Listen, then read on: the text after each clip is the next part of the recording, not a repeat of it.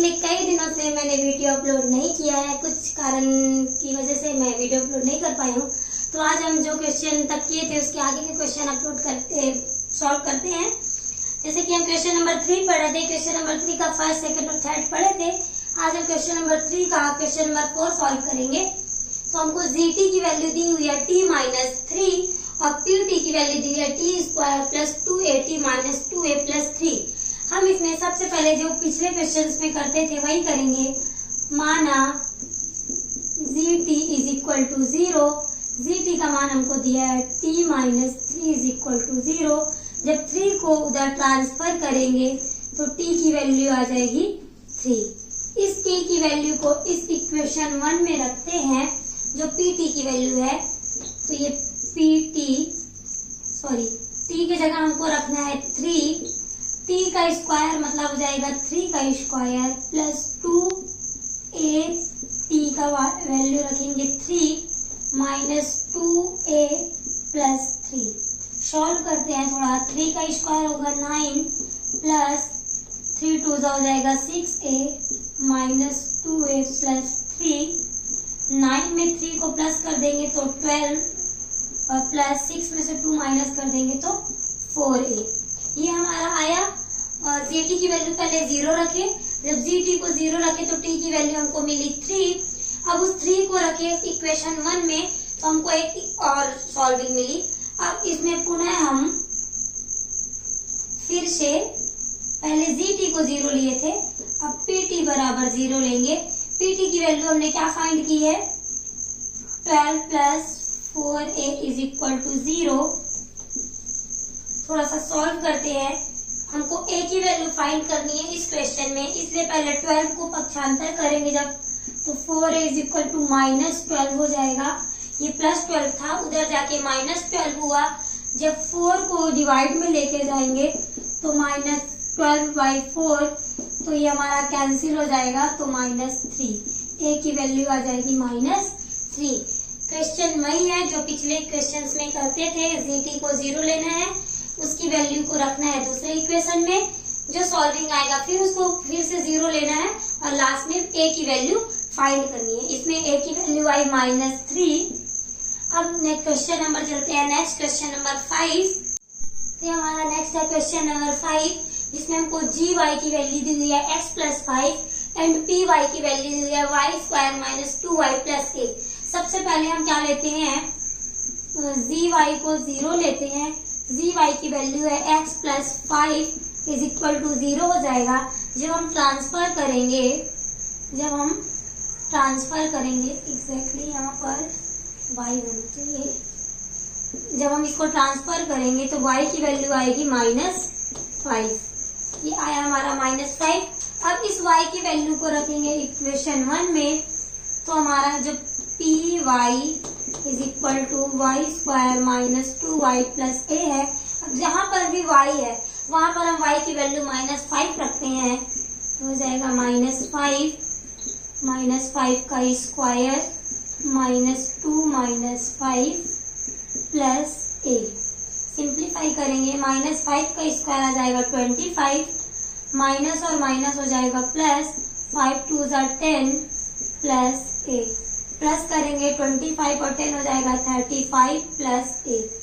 अब हम फिर से जो py है इसको जब 0 लेंगे तो py की वैल्यू हमने क्या फाइंड की? 35 प्लस a बराबर 0। तो अब हमको a की वैल्यू चाहिए। a की वैल्यू फाइंड करने के लिए 35 को इधर ट्रांसफर करेंगे तो a की वैल्यू आ जाएगी हमको -35। ये हमारा आंसर हुआ। क्वेश्चन में वही 0 लेके a की वैल्यू हमको लास्ट में फाइंड करनी होती है। तो ये क्वेश्चन कंप्लीट होता है। अब क्वेश्चन नंबर चलते हैं। क्वेश्चन नंबर 3 के 5 क्वेश्चन हमने अटेम्प्ट किए। अब चलते हैं क्वेश्चन नंबर 4 में। तो ये हमारा क्वेश्चन नंबर 4।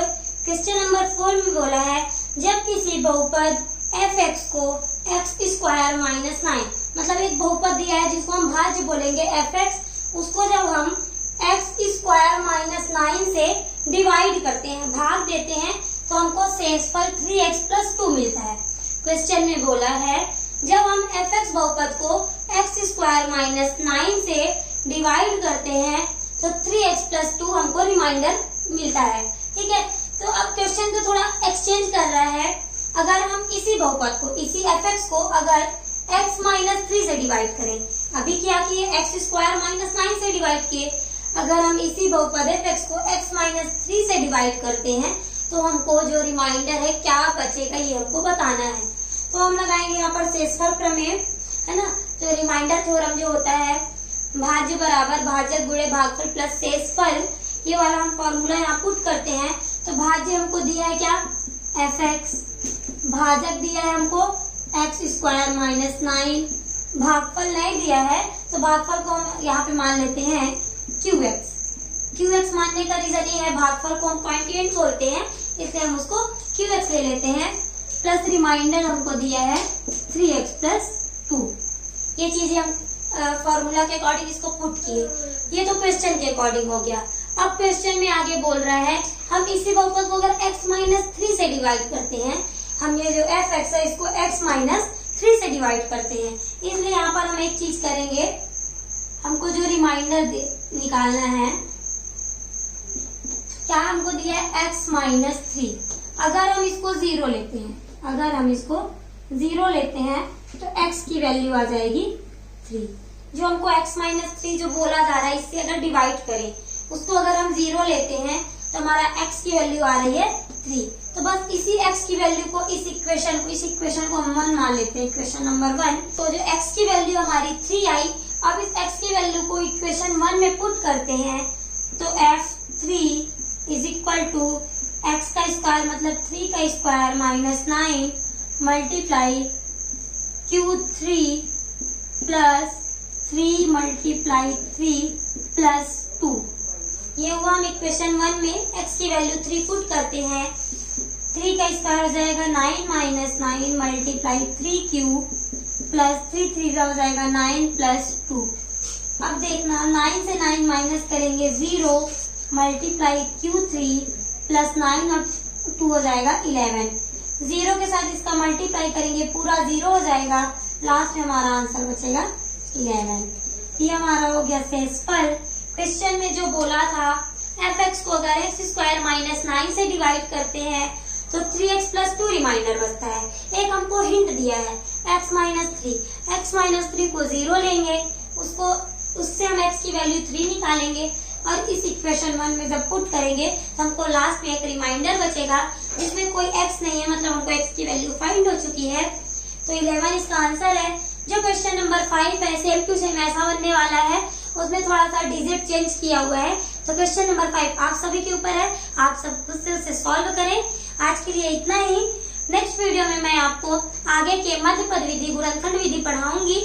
तो आप सभी को मेरा राधे राधे।